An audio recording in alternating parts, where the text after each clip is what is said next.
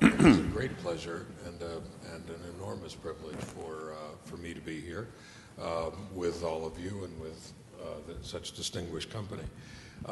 The two people that I'm supposed to introduce, I think you already know.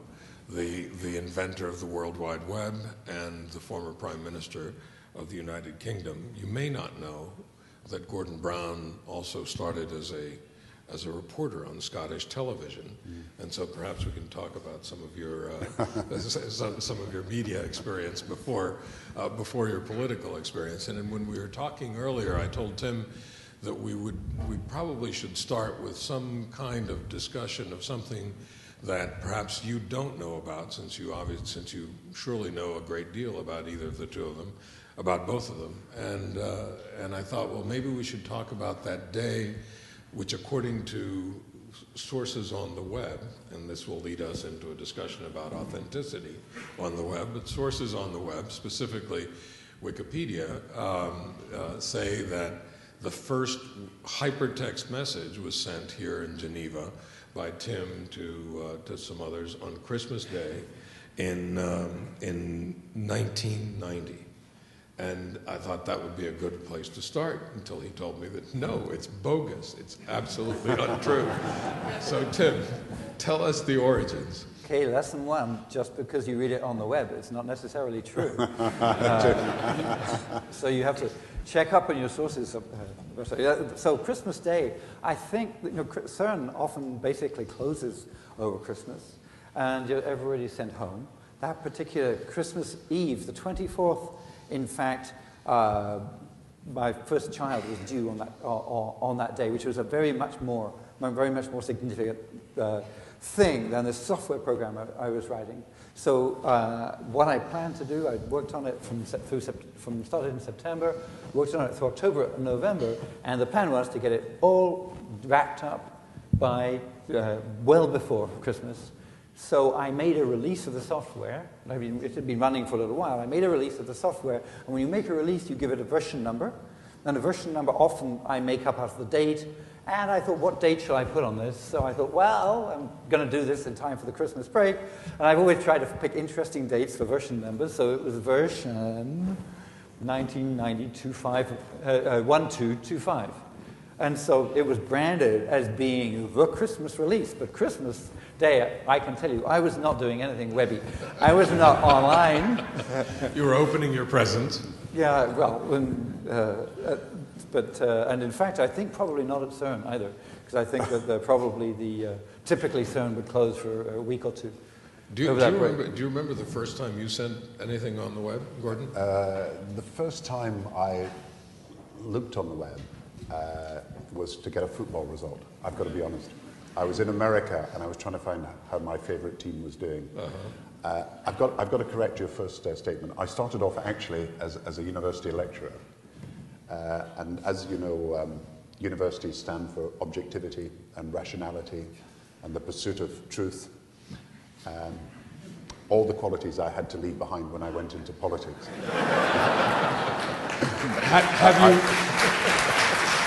Have you regained them? Have you regained them? I hope so. I feel this evening that it's a great privilege for me to be with Tim Berners-Lee, who it should be accorded his proper due as a person who has had a genius to invent something that we all now use, and I think it's a privilege to be part of the World Wide Web Foundation with him. I feel rather like there's a story told that Go Vidal, the American author, went round America speaking with J.K. Galbraith, who was the American great economist, and they had the title, The Condition of America.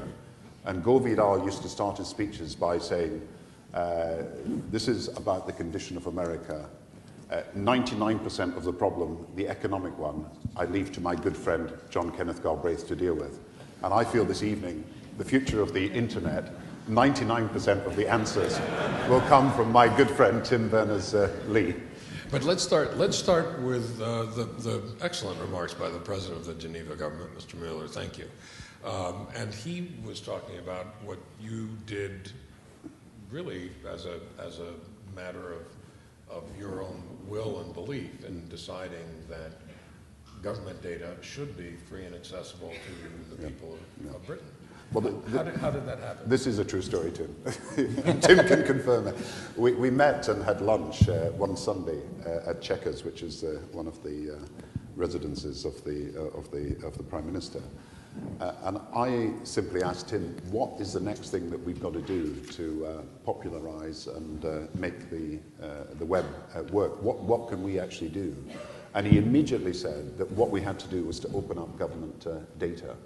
And so I was convinced by that conversation, and I said, let us drive this project through, but we can only do it if you come in and help us. And Tim, with all his other things to do and with all his projects, agreed that he would come in and work with us. And so we decided, I think we decided on a date. Which date was it? January the 1st? December the 25th? When we should be done. Yeah, we decided on a particular date, I think it was January the 1st, we were going to open up thousands of files of data. And Tim worked with the civil servants and Nigel Shadbolt, who I think may be here this evening, Nigel, and they did a brilliant job. And they persuaded what was probably a civil service more wedded to secrecy than to disclosure that this had to happen. And so it wasn't just files about government policy. It was, for example, you can now, because companies and organizations have now taken up the data that is available, you can now find all the hotspots where there are road accidents or cycling accidents. So it's doing something to actually avoid accidents. Dentists, huge problem in Britain, believe it or not, getting access to a dentist. And you now had a file that was available that allowed people to do a map of where your nearest dentist was. Train information, you wouldn't believe this in Britain.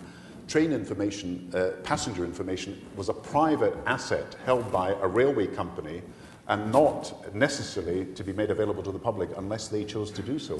The schedules? Yeah, schedules. So that had to be made publicly available. And so lots of data that previously people did not have access to, now organizations and voluntary groups can actually look at this data, compile maps or compile all sorts of other formulations of that data, and therefore information that should be open to the public is open to the public. Then meteorological information. In Britain, we had a famous mapping service, the Royal Ordnance Survey. They planned at one stage to sell that off to a private company, and therefore the information would be held privately. Tim persuaded us, rightly so, that we open all that up to the public as a general free service so that people can actually operate with that information and do all sorts of things based on maps being publicly available to them. So all these different things happened as a result of the Open Data Project. And now Tim, to his credit, and Nigel are trying to persuade other countries, and I think you're persuading African countries, you've talked to the American government. Well, you might now explain where you've taken it since then, because it is Tim's achievement. Well, but that was what was great. Well, by the way, I should just explain. So Gordon said, so we decided, we had this conversation. I spent 20 years of my life trying to persuade people to do things, trying to persuade people to put things onto the web, trying to persuade people to install a web browser, trying to persuade people to use the standards, trying to persuade people to come and join in making the standards. And most of the time, when you're persuading people, you're sort of pushing hard, and you feel like you're pushing uphill. And if you're used to pushing hard uphill, and then suddenly you're pushing on a door which is open, and it's unlocked, there's a danger that you fall flat on your face. So it was absolutely stunning to suddenly, for Gordon to turn around and say, "All right, then we'll do that. You're on." So that was actually, so that leadership from the top is something which has been unmatched anywhere. And in fact, what year was that? When did that happen? That was in April-ish of 2009. Did you make the January deadline? Did you make the deadline? In fact, well, depending. Nigel, what date? January the 10th. So we're not very good at dates, are we? Well, I'm terrible at dates, names and faces, and most data. But that's why it's very important to have it on the web. But yes, we made the deadline. There's always a question of what actually goes in and goes out. And we had, along the way, some wonderful surprises, sort of people coming up and saying, "Hey, you've been talking about data. I've been wanting to give you this DVD for ages." Yes. Sort of thing. And then other things where people have turned around and been really psychologically felt that they needed to keep the data personal to them, because for a number of reasons, which, in fact, we've wondered about making a list of 1 to 100 of the reasons why people want to hang on to their data. What governments have been receptive besides So, well, and what was nice, in fact, about the UK movement, it happened at the same time as some people in the US were trying to push the US government, and there had been, in fact, the first memo out of the Obama administration had talked about transparency, and there was a lot of push specifically for the stimulus money to make it clear where the stimulus money had gone. So, so the American folks got quite competitive. And in fact, they pointed out that they got data. The way the British worked was that, in fact, and that was part of what was brilliant, and that was the people in the civil service who did this. They developed a large core of a few thousand developers who were going to use the data. And the data was under wraps. If you wanted to access the data, you had to join a mailing list, so you became part of the community. And so that mailing list was building. Meanwhile, the Americans had just opened a data.gov. So, so then Vivek Kundra, the American CIO, CTO, one of the two, the Chief Technology Officer, blogged that we wanted to claim that he was out there first. And he said, well, they gave us the Beatles, but we gave them data.gov. And that was the title of his blog. So then, you know, the gloves were off. And so what was great was then there was this really strong competition between the two sides. And I gave a talk a while later, which I could show the sort of a graph of, yeah, the US got out there first, but then the UK came up with a whole lot more data, and then the US came up with more data, and then finally at the point where I gave the talk at TED, then the UK was in fact had got ahead. But so the UK and the US were seen as leaders, and I found, don't tell Gordon this, but I found that very often you get this question, you know, the first question is, how are you doing? How are we doing with this open data? And the second question is, well, how are we doing compared to them? And I found that wherever you find yourself in a position, wherever you are, and somebody asks you that question, where if they ask you, then you turn to them and you say, well, actually, we're a little bit behind them, but not so far behind that we couldn't get way ahead with a concerted effort. And so, repeating that message to both sides, and sort of these. I think if this internet thing doesn't work out for you, selling shoes or cars. Or snake oil. Yeah. So no. So what's interesting? A bunch of other countries and also some towns. So Canada has just come out with a. For example, is one of the more recent countries to come out with some open data.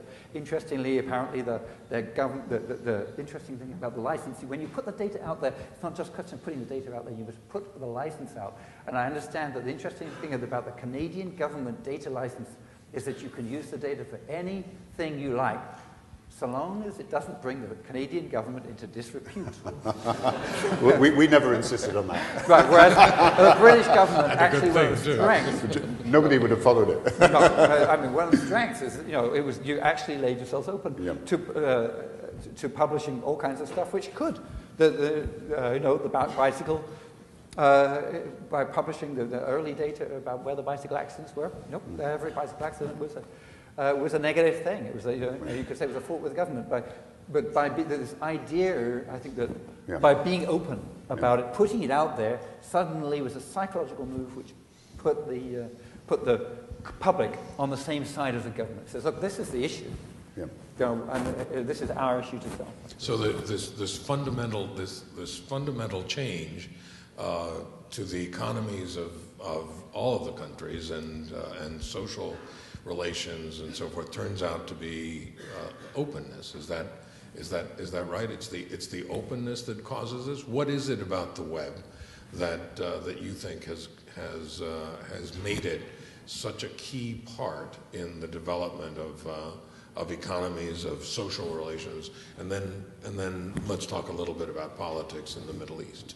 So it's the important thing. That's a conversation stopper. I just want you to know that I don't have all day for your answer.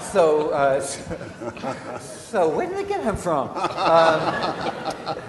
As you said, you have a lot of journalists as friends. I can see that, not to mention having been a journalist yourself, it's clearly you haven't forgotten. So what is it about the web? Well, it's not just the web. what it isn't about the web, that is decentralized, that the web itself is neutral, that the web itself is a platform. Like, just as I built the web technology on top of the internet technology is this open platform. You can invent whatever you can imagine to run on top of it. I invented the web. The web itself is an open platform. You can invent whatever you can imagine to run on top of it. That's what the web is. Then, obviously, it's up to your imagination. It's what you do with it. So when it comes to openness, it's a question of whether you use it to be open or whether you use your power as a government to get a controlling connection to the system which will allow you to turn it off or to allow you to filter it.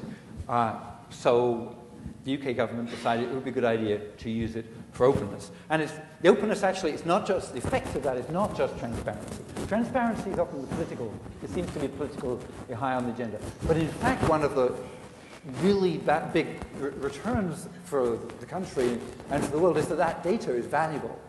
When you can actually take any data about any phenomenon and you can put it on a map. What happened, people in the government used to produce maps, and the maps were already copyright because the basic underlying map was copyright. So they couldn't just distribute it freely. So that's just such an impediment. And if as a company, you want to make a driving directions. You want to figure out how you're going to show driving directions from one place to another, but also on your map you want to show public transport directions. Then you need the public transport data. It's just going to make your business better. So in fact, there's a huge economic benefit for putting the data out there. Well, I think it will be seen to be one of the biggest generators of new businesses because people have got this data that they can play around with. They can develop new ideas. They've got products that come out of these ideas. They can sell that service over a period of time, and you'll have lots of companies formed as a result of that. So the more that countries open up the data, I think the more businesses and entrepreneurship will actually flourish as well. How did you use the web in your last campaign? Not very well. That was not. Or we might have won. And in spite of that. And in spite of that. I think President Obama has shown how the web can be used incredibly effectively. But I think, and you're coming to talk to about other parts of the world, I think you can think of all the difficulties that arise. Because as Tim has written in a very prestigious article in Scientific America, you have the problem of these walled sites. You have providers that can slow down the provision of services to people that they don't want to privilege with. They want to privilege other people, and you can have governments misusing information. But think of it the other way. We have put, as a result of this, power is in people's hands themselves. And it's leading to people to be able to connect and communicate in a way that has never happened before. And it's leading to people finding that perhaps there is far more common ground between them and people in other countries and in other religions and in other continents. And it's giving people an ability to organize based on their ability to connect almost instantaneously with each other. So, and I think that is transformative for the world. And I don't think 10 or 20 years from now we will look at the world as it is now. We'll look at the world as it has become, with communities formed right across the world as a result of people's ability to connect with each other across frontiers. And that, I think, is a very powerful development. And in it, you've got the seeds of change, not just in Egypt and Tunisia, but the seeds of change in other parts of the world. So I heard you talking earlier this afternoon about, both of you actually, about the web being the internet and the web being simply platforms that, in fact, Tunisia and Egypt wouldn't have happened if there weren't other causes. So how does this work going forward? Do we end up with governments by plebiscite for everything that government now decides? Do we have a demonstration, a call for a demonstration, or a call for some kind of a vote on the web? Every time, as soon as there's an issue, everybody pulls out their telephone and... No, I think Tim will have his own views on this, and I'll probably defer to them after I've given mine. But the truth is that the web, as Tim says, gives you a platform.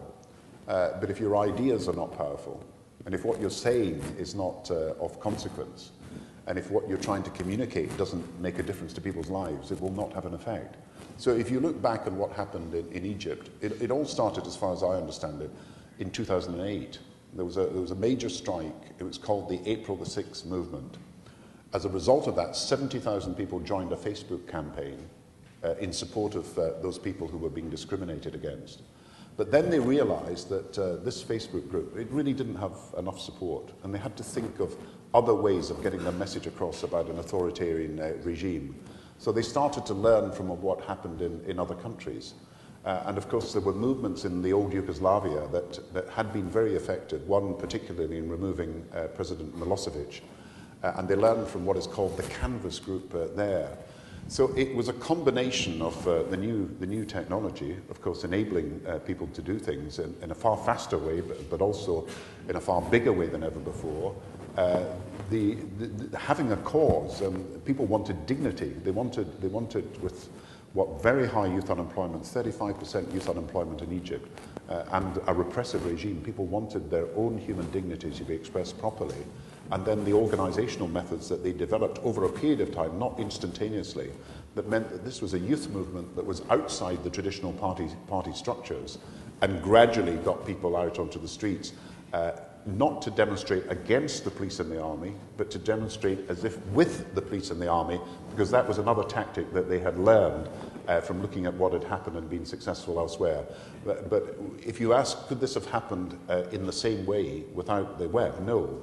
I'm not saying it wouldn't have happened, and I'm not saying things wouldn't have happened this year, but it would have happened in a completely different way. The web has actually changed the nature in which, if you like, protest or dissidents can express their views. So different and also probably a lot slower.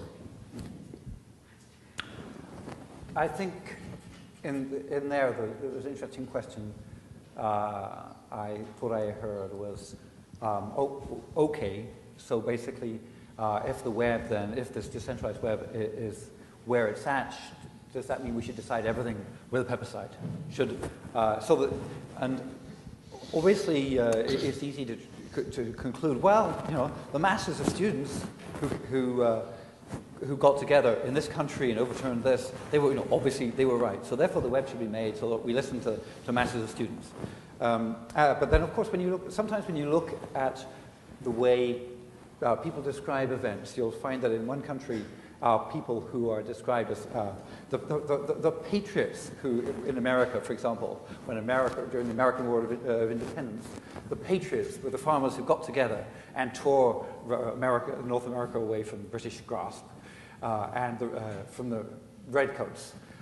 You can retell the whole story of the American Revolution using the words insurgent, and it sounds it sounds much more like Iraq. And people who sort of teach American history sometimes are a little bit off-put, but you realize that, wait a moment, one person's activist to be encouraged is another person's terrorist. And so you end up then with needing a decision method. You need a decision algorithm for what is an activist and what is a terrorist. And this brings us back to something really key to just the way we run our collective lives at all. You've been involved in journalism, you've been involved in politics. Key to both of these are the decisions. What do we believe is true? What to believe we should do? We have erected quite large institutions. We have changed them over time. We constantly reevaluate them. These institutions we set up, which are really important to discover, what process do we use?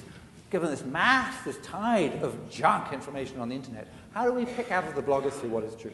Given this tide of ideas of ways in which we could change things, how do we decide which are the ones that we should do?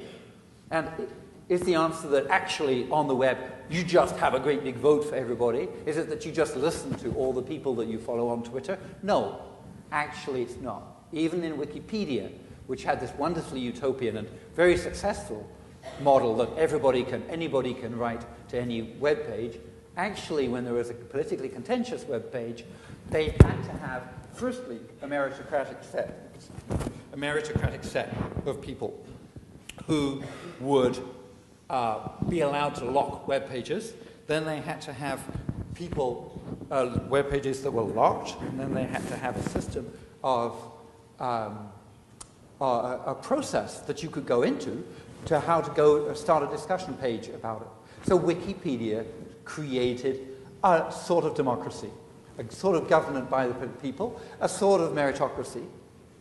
And so one of the exciting things is all over the web, people are creating new forms of meritocracy, new forms of democracy, and experimenting with the ways to answer that very different question. The answer is, I think, one we're always going to be trying to do better. This answer of how do we commonly decide what is good quality material, and it's one, it's not a simple question, and it's one of the key questions to all of our life. In fact, it was the question that when you and I first met, we were talking about authenticity on the web, and your concern that the greatest threat to a free and universal web is the lack of authenticity on the web. How do you deal with that? Do you have 10,000 fact checkers? Do you have the Wikipedia structures? Do you write programs that will help people determine whether they believe the sources? How do you propose to ensure authenticity on the web? Well, there are lots of ideas I could propose, but hey, we're in a university. Okay, university is the place where you research on that sort of thing. So the answer is, you get lots and lots of students thinking about cool new ideas. I can suggest some things. So, for example, technology gives us public key, the technology for signing things with a public key system. That means that I can publish my public key, I can sign the things which I've published, wherever you read them, wherever you find them, then you can use simple technology, relatively simple technology, to find out whether it really is something which I digitally signed. That is wonderful technology. We've never managed to deploy it socially because we've never managed to make a system which deploys the keys. There have been various attempts to do that. Pretty good privacy. PGP is one of them, and MIME, the yes-MIME system is another one. We've never managed, and this technology allows you to also to encrypt information which you think should be only seen by a certain set of people. We've never actually got that working. A lot of the reasons for not being able to get it working are that it's not just having the technology, it's also a question of designing the sociology, figuring out how people will actually be motivated to keep a set of keys. But so the technology provides tools like public key encryption. It allows us to do things like track the provenance of data, but there's huge challenges for providing good user interfaces for it. And so really, if you've got students in that area, go for it. It's a wide open, that question about how we do this with technology is wide open. I know that the Knight Foundation funds all sorts of interesting projects which have a go at solving that problem. And maybe the Web Foundation will actually find that at some point that becomes one of the things that the Web Foundation wants to do. The three of us are actually here because you mentioned the Web Foundation that you founded and that Gordon and I are privileged to serve on the board of.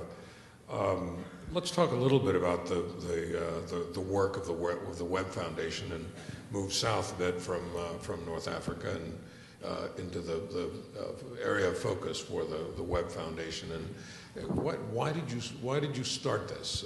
And did you initially have Africa in mind when you first had the idea of a Web Foundation? Oh, not at all. Not specifically. No, the Web Foundation was started partly by when we looked at what we were trying to do.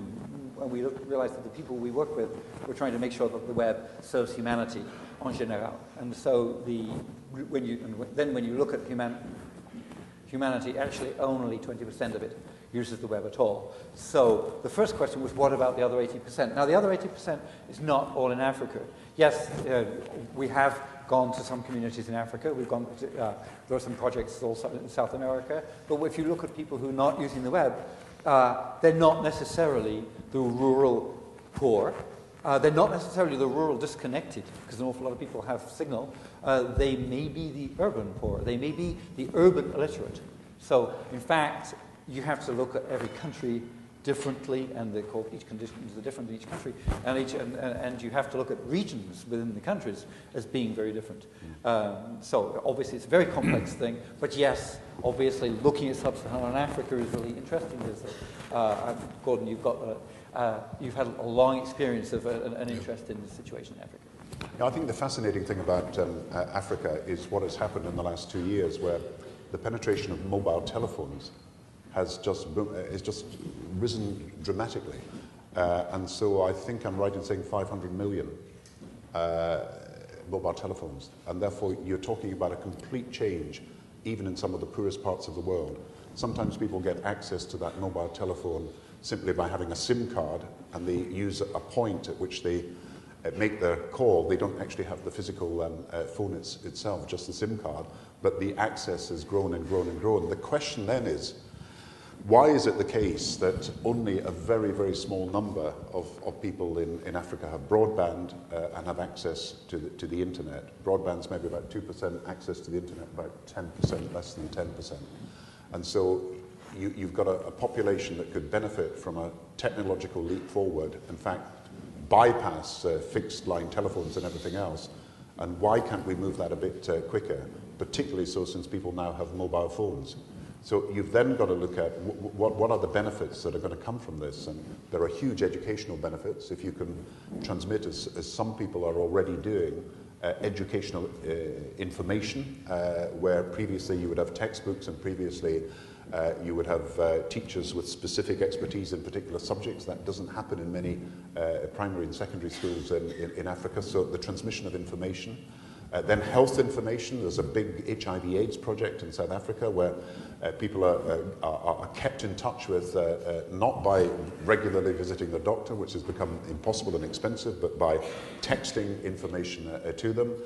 Tim has been promoting with the World Wide Web Foundation an agriculture project to get market information to people, information about the price of crops so that people can actually sell at the best price, get information about the weather so that they can actually know about what the problems they're going to do in harvesting the crops and everything else. So uses for the web, but particularly looking at A, how we can get services through the mobile phone, and then B, how we can get proper connection to the web by other means in Africa, would make a huge difference, because you can actually leapfrog some of the institutions and some of the technologies that we used during the Industrial Revolution years in Europe. So there's an enormous opportunity for the poorest continent in the world to move quite quickly to being a more prosperous continent if it can harness this new technology to its benefit. And there are very exciting projects going on that make it look as if we had the commitment to doing this, we could make a huge difference to cutting poverty and extending opportunity in those areas where it is least available to people at the moment. So if I understand you correctly, then rather than focus on having everyone have broadband, what we ought to focus on is to significantly increase the percentage of people who have access to internet, even at the most basic level. Well, I think we've got to look at all the different means by which this can be done quickly, but clearly the broadband is happening, and Tim was describing earlier this afternoon the cabling that has been taking place, and the price can come down quite quickly as a result of broadband. But if I give you this example that has been given to me, if you're in India at the moment, you could access the broadband for anything between $6 and $40 a month. But if you're in Africa, because it's purely a business proposition in most countries, access to broadband could be anything $200, $300 a month. A huge difference in price that puts it out of the reach of millions of people. And while in India broadband is becoming accessible to millions of people, in Africa it's still very much a business service and not a service for the whole population. Now, can we move quickly on broadband through cabling and everything else, or can we make progress through the internet coming through the mobile phone, as is happening in many countries? I think we've got to look constantly at what will give us the best results. But in the end, it will be a variety, I suspect, of these technologies that will be available. But the question is, can we move those countries forward more quickly by using the best available technologies to get access to something that could make an even bigger difference to their lives than the internet has made to our lives? And Tim, do you know what is the difference in cost in setting up a regional broadband versus a simpler text web access kind of system? Is it that much harder to do? Well, that's... And therefore more expensive? It depends on exactly what sort of broadband you're talking about and where you're doing it and which and so on. But let me, I suppose, start from here. That if you, when we went to Uganda, it was noticeable that we were looking at people who did not have any internet connectivity. But meanwhile, my colleagues were tweeting about it. So they had from the place. So there was signal. And so in fact, 80% of the population has signal. So if you were there, went to visit them, you'd be able to tweet. So you'd be able to phone home, but they don't make. So 80% of them have signal and 20% use the web. So what's the difference? And if you like, the Web Foundation is looking at the difference, and the difference, in fact, can be quite complicated. So, and it's not all access. Access to the internet is one thing, but of course it's also using the web means that you're going to be actually using web pages and hopefully reading and even writing web pages. So what's the difference? So there's in fact all kinds of different factors which can come in apart from just internet connectivity. It can be that you've got signal, but you don't have a phone. Well, actually, as Gordon was saying, the number of people with phones actually is a minority of people now who don't have phones. And that means that if you don't have a phone, the chances are that you've got somebody in the family, and certainly somebody in the village who's got a phone. So if you don't have a phone, maybe it is that you have a phone. If you have a phone, maybe it's that you have a phone, but it doesn't have a web browser. Well, there are lots of phones out there. The standard $10 Nokia brick phone, which is sort of has swept Africa, didn't have a web browser. But vast majority of new phones which are sold worldwide do have web browsers. So maybe then you have a phone and it's got a web browser, but when you go onto the web, you can't find anything in your native tongue. And actually, some countries, a lot of people speak English. So some of the sub-Saharas, in Ghana, a lot of people speak English. In India, a lot of people speak English, but of the intellectuals, but not of the rural people. So in fact, most people just speak one language. So huge effort to make the web a multilingual thing is called for.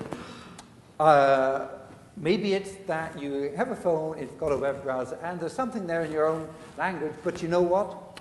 You're illiterate. So you can't actually see that there's something there in your own language. And maybe that is, and you're not illiterate because you're in a remote African village and you haven't learned to read. It's because you're in a developed country, in a city, and you ought to be able to read, but actually you can't. So there's the urban illiterate as well. So within that question, between who's got signal and who's using the web, lots of different questions in different areas. The last issue you raised could be solved by a voice-to-text system, couldn't it? Absolutely. Which is what you're looking at. Yes, so one of the Web Foundation projects is to look at. And an ongoing question is how can you get people to, when they put data on the web, not just put the data as a website, mind you, which will work on a pretty small phone, but also to put up in a standard language a dialogue which a phone system can use for taking somebody through the same information. If you've got information about AIDS, about how to diagnose and cure a disease for your banana plants, then can you put it up there as a dialogue so that other people can then set up, so the phone providers can then set up portals which will allow people to call in and go through that dialogue. So I wonder what you think about changing values as a result of changing not just availability of information, but ability to use information. What are the values that have been changed? And as I've heard you on other occasions talk with great feeling about a farmer who is able now to find out, because he has a cell phone, to find out that the buyer for his tomatoes or whatever the product is in one town, not another, and what he's willing to offer. And clearly, these folks are being empowered in a way that makes me wonder, when do we change our values to the point where we say that access to the web is a universal human right? Are we there? Is access to the web a universal human right? I think it's got to be in the end. I think that, funnily enough, this afternoon I had the pleasure of meeting Kofi Annan and talking about his agriculture project in Africa. where he is trying to engender a green revolution across Africa, where you've got some of the most uncultivated land in the world, but it's got the potential to be cultivated, where at the same time you've got very low productivity, but it can be changed. And he was explaining to me how he'd been with a group of farmers in Ghana, and they had just cut out the middleman.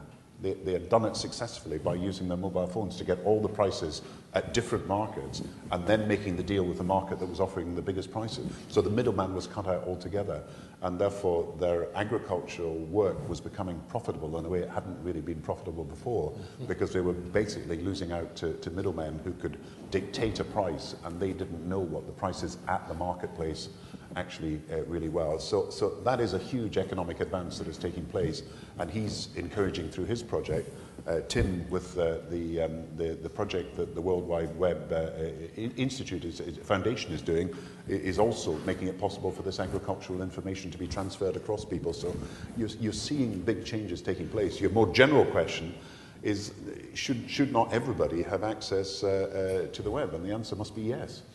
I think in my own country, in the United States, if you have to apply, as you do, to Walmart or McDonald's for an entry-level position, the only way they'll take your application is on the web. Well, denial of access to the web is denial of any economic opportunity for somebody. In my home county in Scotland, there are 100,000 people of a county of 350,000 people who are not on the web at the moment. So how do you deal with that?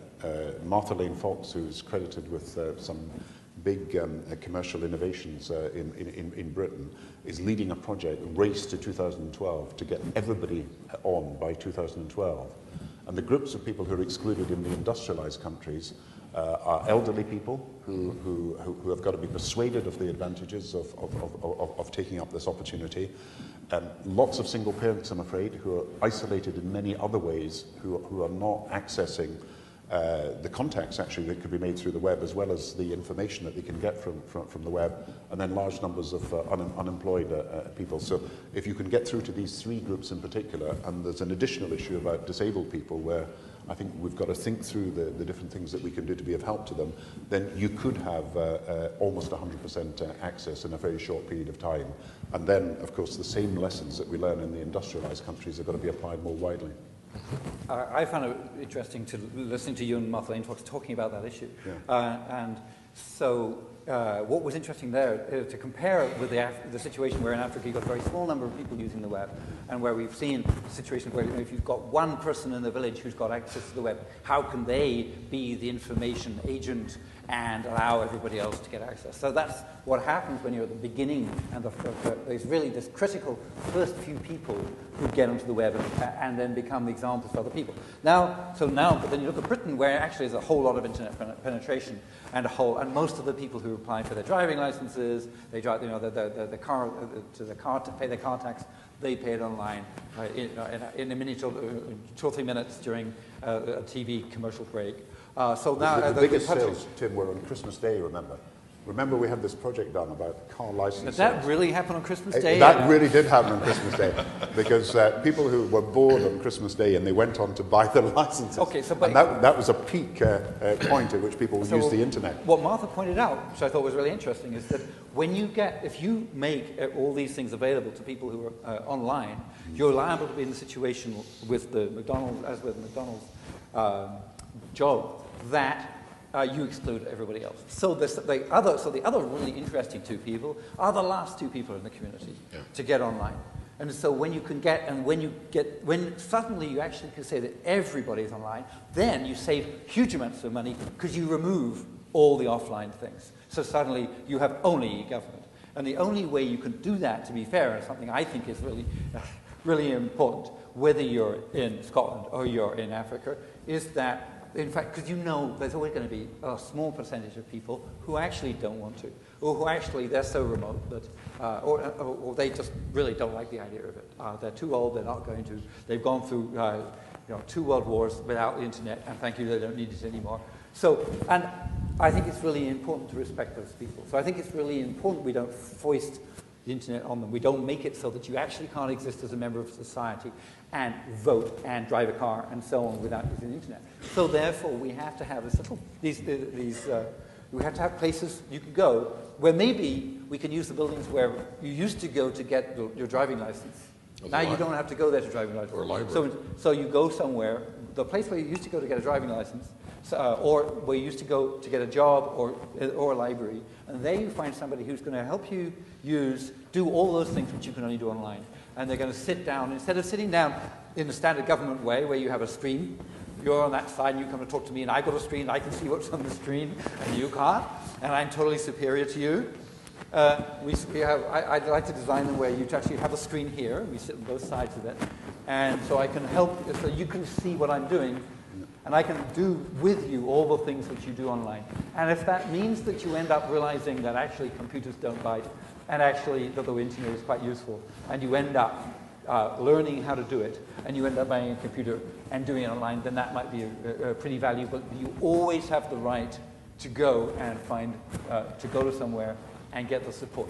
If you're not, we shouldn't force people to be computer literate. And that is very much part of the project in Britain, that helping people get access if they don't have the connections themselves, and training people to use the equipment.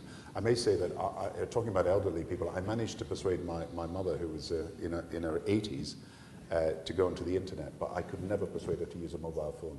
Really? Well, the tricky things, you know. I remember getting a call one time from a reporter in Cuba who I asked if he had seen, when I used to publish newspapers, that if he had seen the report that we had published, and he said no. He said I don't have access to internet. And he said, and remember, I live in a country where I was just explaining to my mother what a fax machine was. It's a telephone that prints paper. He said this is a very difficult concept. Well, let's talk. This is a university. This is all about the future, and I just want to make sure that I'm not missing something. I thought we were going to get some questions.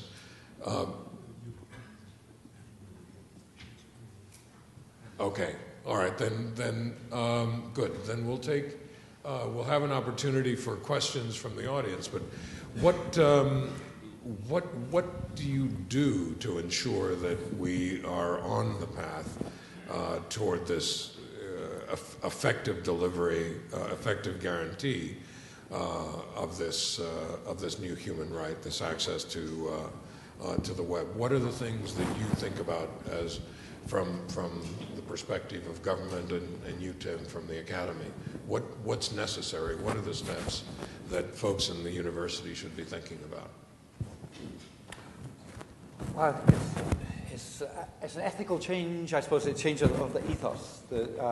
Just as the right to open government data is a change in people's expectations, it's mainly, nowadays, the way change happens is through a change in the ethos on the web. That now in Finland, it has turned into actual, I understand it's actual government. It's been adopted as a human right. I understand Estonia as well, rumor has it. Somebody confirm? Estonia has adopted it as a human right. So one thing to know is the country by country can do it. You guys are all in Geneva. You have the UN right there. You might be right. You may be in the UN, so you could use the UN system.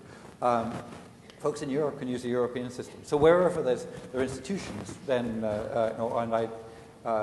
then those institutions should pursue it. I was interested to go to a meeting at the Ford Foundation. We were there, where their concern was that there are lots of NGOs who have been fighting for people's rights. They've been fighting for the rights of the poor. They've been fighting for the rights of black people. They've been fighting for the rights of women.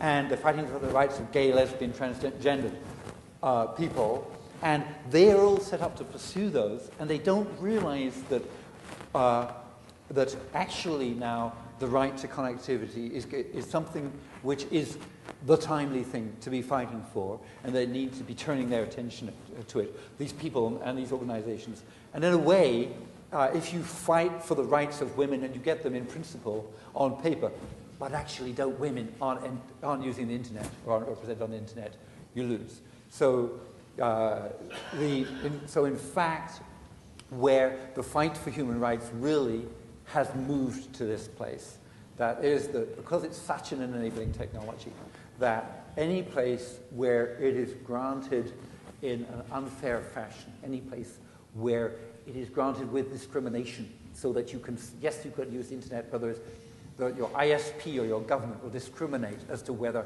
you can easily get to this side or to that side, then everybody who spots that should cry foul. The press should watch out for that and cry out. So it's partly a question, yes, moving towards making it a policy, maybe moving it to towards developing international language for specifying it as a human right, as we have the rights of the child, for example, but also grassroots, just looking out for when it's abused, looking out for examples, so that when people who push back against it, say, well, it's not a problem. You say, no, actually, I can show you specifically it was a problem which damaged this one person here. And that's the sort of thing that we need to guard against. Well, I think it is fascinating. If you now look at the world, in the 1990s we had the terrible tragedy of Rwanda, and information did not come out quickly enough, which was one of the problems about why the United Nations and others did not intervene in the way that was necessary to prevent that genocide. But now you can repress people as a government, you can try to do that, but you will not be able to do that for long without information coming out. You can try to terrorize your citizens, but now there is access for these citizens to get messages out to people. And it puts enormous pressure now on regimes. And it means that things that were never exposed in the past and were never known to people until too late will now become known in such a way that people can respond. And I think the other part of this is that you are building an international community where people who share similar values and people who, in a way, have what you might call a golden rule, that they feel responsibility to others, neighbors. People can start to see strangers as neighbors. If they can connect with each other and communicate with each other, they can also organize to change things. So I don't think the world can ever be the same again. I mean, foreign policy used to be elites talking to elites without ever the public knowing and then being told that there was some special reason or some special explanation about why we didn't take action at a particular point in time. But now, I think, because of the means of communication that are now available and the interaction that is available, then foreign policy cannot be the same again. And you know, when you talk about, someone said if someone was appointed foreign secretary or the foreign minister in Britain, secret diplomacy would come to an end because the person was so prone to talking out of turn. But actually, it's not easy to talk about secret diplomacy now, because in the end, people will start to know what's going on, and they will start to put pressure on. And I think one of the reasons why Côte d'Ivoire has come to a crisis point now, and it should have been earlier, is that people have got information out about Côte d'Ivoire, and people know what's now going on, and people are trying to stop it. And of course, one of the reasons that action took place in Libya was that people started to find out things that probably in another age it would be very difficult to know about. And these things are changing the world. So the world 20, 30 years from now is going to be very different from the world 20 to 30 years ago. And people directly will be involved in holding vested interests accountable. Now, Tim's got a very good point about the truth. What is the truth, and how do you know what is the truth on the masses of information that is displayed around the world? The one thing you do know, however, is that you can hold vested interest or hold people in power far more accountable than ever before, and you can ask the questions and expect to get the answers. And I think this is a very, very important change that is taking place in the international community. And a changed value is the expectation that this information is and ought to be available, and it's so, it looks like pretty much universally. It's so in earthquakes in China. It's so in crises in Japan. Could I throw something out, by the way, in case there are some technical people there? Is anybody here a computer programmer or a geek? Get any geeks here? We have a few geeks. By the way, I'm geek and I'm proud of it. It's are these mutually exclusive? Okay. Are these mutually exclusive, either a computer programmer or a geek? The rest of you just give us a little while moment. So most of these problems, of course, you see as being social. People started off making the mistake of thinking that actually all these designs are technical designs. And yes, a lot of this design was done by geeks, but bearing in mind social design and also technical design. But actually, when it comes to looking at, for example, making the world more robust, then there is an interesting avenue of research about how can we make the web less. What happens when somebody turns off a country? Okay, one answer is if somebody turns the internet off, establish a no-fly zone immediately anyway. But that might be your military answer. Okay, default action. But there's the story of the ISP who was reported. This was reported by in New York Times. So it must be true. So it must be true. How come everything seems to be, I trust them on everything except for when they report about things I know about. But Markov went into Egypt, and he talked to those people in Egypt, found an ISP who'd been trying to deliver service, and he realized that Egypt, his country, was cut off, but it had connectivity. It had an internet inside. So he said, okay, look, we can set up a distributed system. We can set up use our own web servers. We can use our own mail, and we can use that good old internet relay chat system, which is a pre-web system of exchanging chat messages, which is like sort of a decentralized version of Twitter. So we can do that. If they won't let us, if we can't get to Twitter, we can set up internet relay chat, which will be our decentralized version of that. And then he's resolved to do it, but that involved installing some software. And all the places he knew to download software from were in America. So he could have done it. Egypt could have been more resilient, but he didn't have a stockpile of the basic software you need to set up when you're under attack. Interesting questions are, how could we redesign the HTTP protocol to be more resilient? Can we make HTTP so that it runs like as it does at the moment, it just does a request from one person to a web server for some data until the system is under attack. And when the system is under attack, could every web browser turn into a peer-to-peer system automatically? So that every web browser would automatically switch into a mode where it is routing around the censorship. Okay, that's the challenge for the geeks.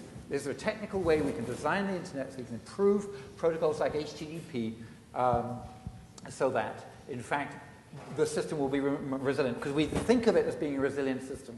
And actually, I think we think of it as being a network where you cut one piece and everything else keeps running. But if you really try going out there and cutting a cable, well, somebody's going to lose connectivity. It's not going to keep running. Most of the cables are, mostly, it's not a net, it's a treat. So we should design, there's a challenge for the technical community, designing a more robust technology. So there's the challenge to the technical community that everyone who raised their hand before, go home and start working on this. For the rest... You may leave early. In fact, yes, you may leave early. We have an opportunity for some questions. Oui, effectivement, disons, personne tellement habituée à utiliser les claviers ou les écrans tactiles, personne n'a rempli des petites cartes. Donc n'hésitez pas à poser des questions oralement et le panel va y répondre. There's a question over there and it looks like he's even written it down.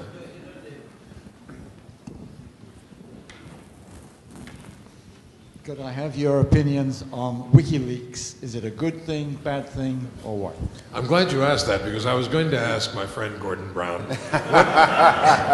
when he was waxing poetic about transparency, what advice he would give to the current foreign minister, foreign secretary. Well, when it attacked me, it was a bad thing. No, look, the issue in WikiLeaks is, I think, the maximum amount of information should be available to the public. When I said that secret diplomacy is really is an old-fashioned idea, and people expect to be involved in the decisions and expect to know the basis of these decisions, then I think what WikiLeaks achieved in getting information to the public was a good thing.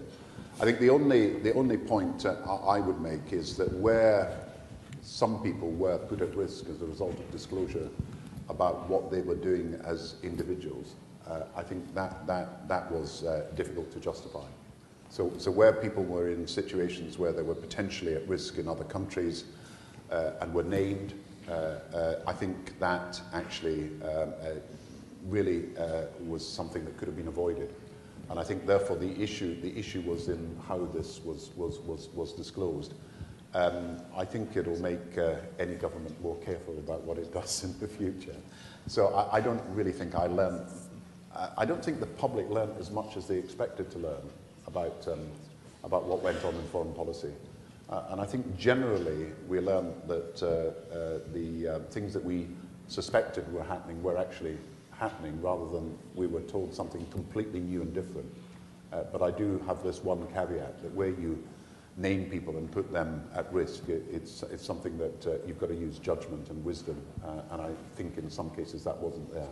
And do you think, other than being more careful about what cables you send back to London, the Foreign Service will act in any different way? Well, I think the issue is very interesting, because the ambassador in the old days, and these were ambassadorial telegrams in the main, was the person who would communicate the information from the government that he represented to the government that the country he was in. But now most of the diplomacy, as you might call it, is done by direct communication. So if you wanted to talk to President Obama, and you were Prime Minister of the United Kingdom, you would talk directly to him, and you would not necessarily spend a huge amount of time giving information to one person to pass to another, to pass to another, to pass to another, by which time the issue had probably become out of date, and the information had become mangled in its translation. So I think it's far more now is about direct communication. So some of the information in WikiLeaks therefore does not surprise you, because basically much of the communications now is direct, person to person, in a way that it never was in the past. And that's why I think the world is quite different from maybe the world that is presented by thinking that ambassadors were making all these decisions. With apologies to any ambassador who's here this evening. Should we go for another question? I don't know where the microphones are. There's a microphone. Yeah. The web and technologies bring a lot of good things that you mentioned before. So their propagation would be a good thing. But what about the exploiting of these good things, such as children watching pornography or the propagation of dangerous ideas? How should we deal with this? Should it be censorship? Can we control this? Or, yeah. Thank you. If I could add to that, I think that's a really interesting question. If I could add to that also, if it's an open system, it's also open to governments who want to control and infiltrate. How should we think about that? Wow, okay, that was 2 questions already. Now you added a third one. Can you hold 3 thoughts? I will address a 4th. I think that there is a couple of questions behind here. For one thing, there is people. First of all, there's a simple question of people doing things which are acknowledged as being illegal on the web. So, for example, child pornography is illegal in most places I know. If you do child pornography on the web or off the web, you are equally breaking a law, and you typically go to prison.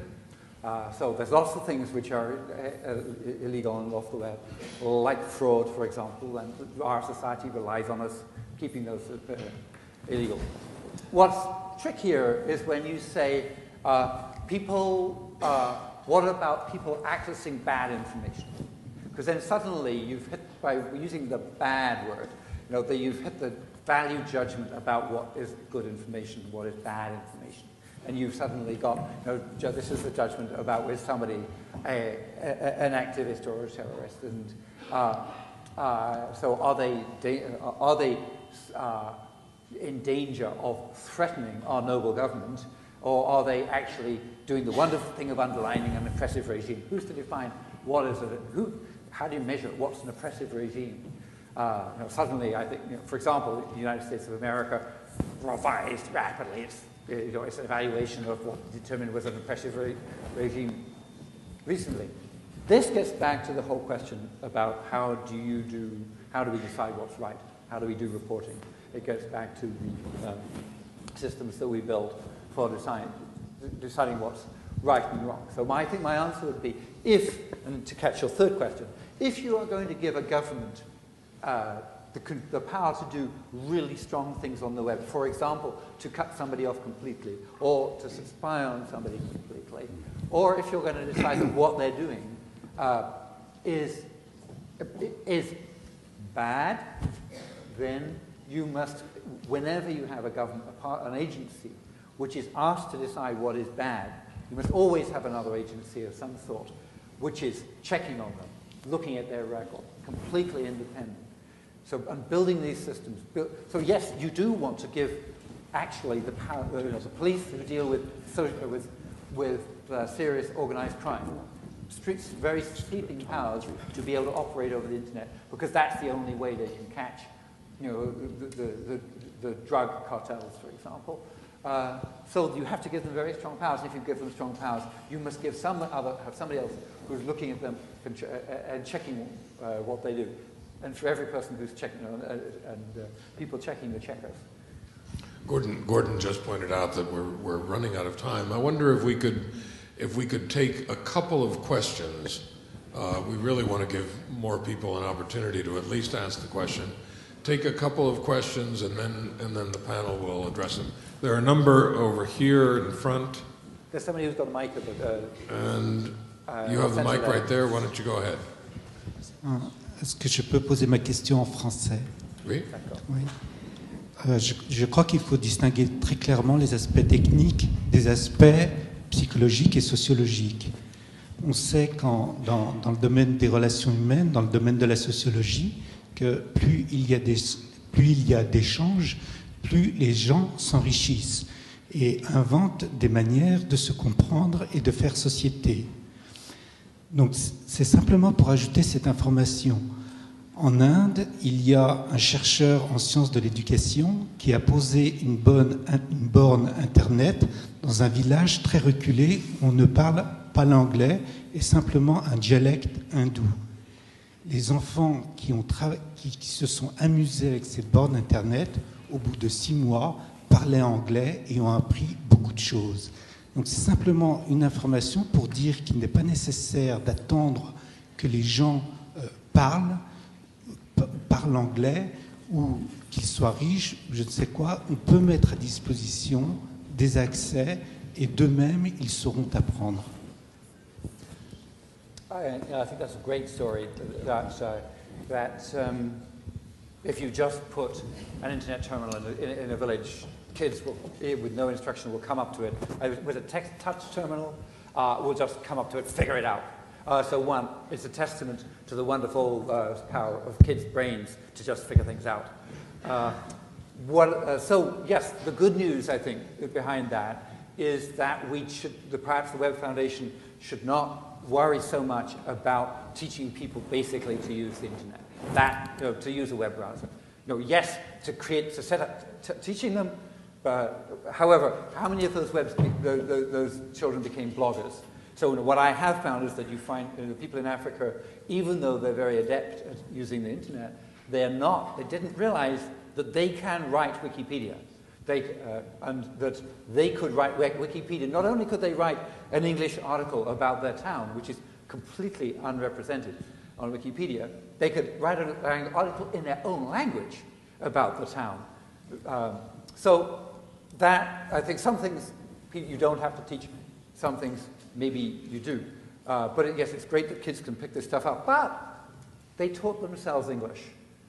Do we want the path to participation in the information society to involve necessarily learning English? You guys have largely done it. Maybe with you as an exception, standing up, hang out, hang in there. Hang in there with your friends. And so what is the option? But maybe there will be just 5 UN languages out there on the net. One argument is, yes, that is great, because actually to get global peace, we have to have a few global languages. If we can do it with 5 languages, we can't do it with 350 languages or 2,000 languages. So that's one argument. But the other argument is that actually it's really important to preserve the culture.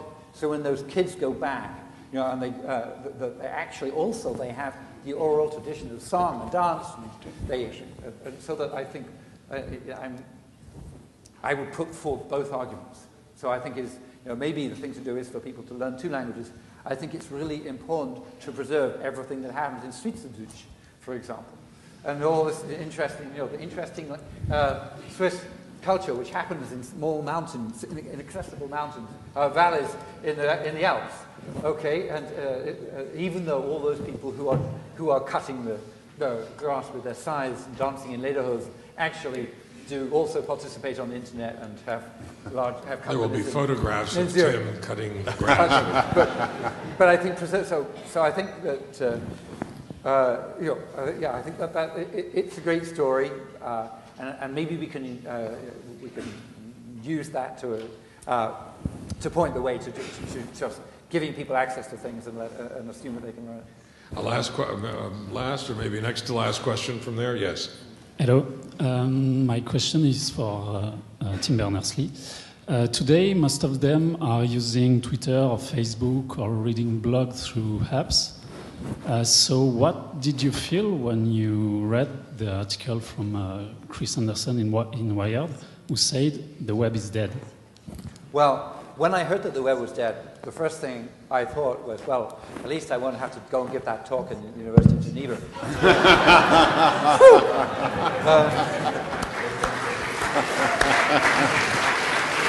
You get one more question.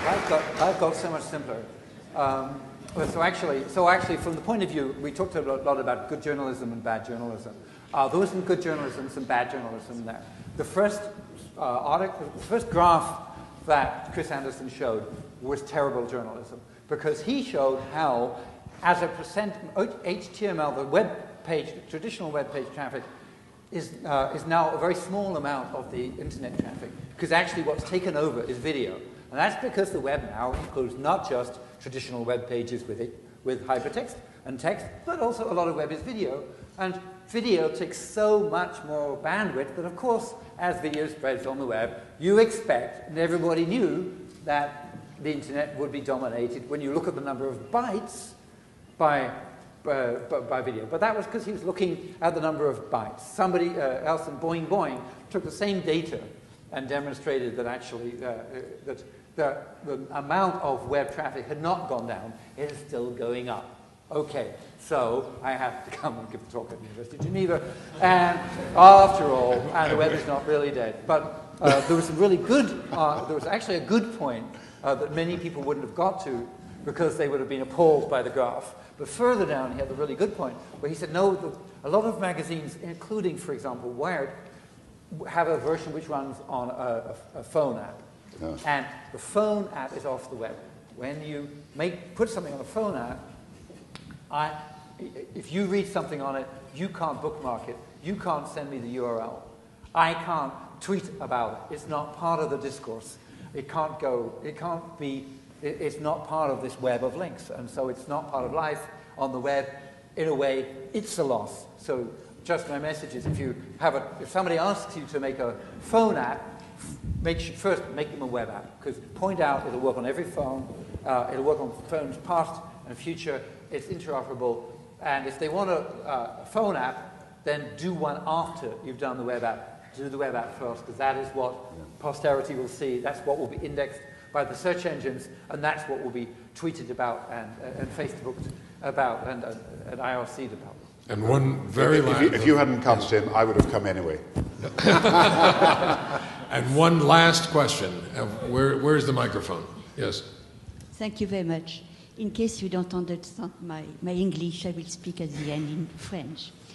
You said at the beginning new tools, new users, and new users. And it would improve personal autonomy.